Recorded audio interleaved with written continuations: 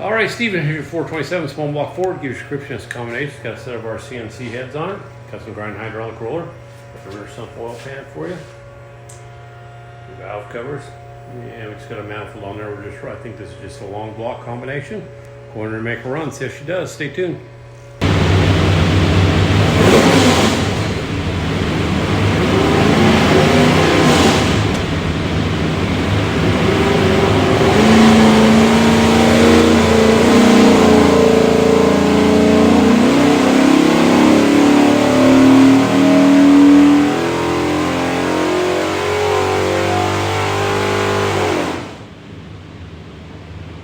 Okie doke, 3,400, 524 foot-pounds of torque, peak torque 561, peak horsepower 536, rated at 520, so everything's good.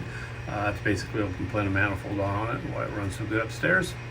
What we'll do now is pull the pipes back, make sure it's good and clean for you, and show you a couple other things. When you receive your engine, you'll find this thing looks like a credit card, USB card, full of technical information. It's got your dyno video, dyno engine specs, a lot of tech stuff. Highly recommend plug in and watch it. On the engine will be this tag. It'll have an engine number, some other specs.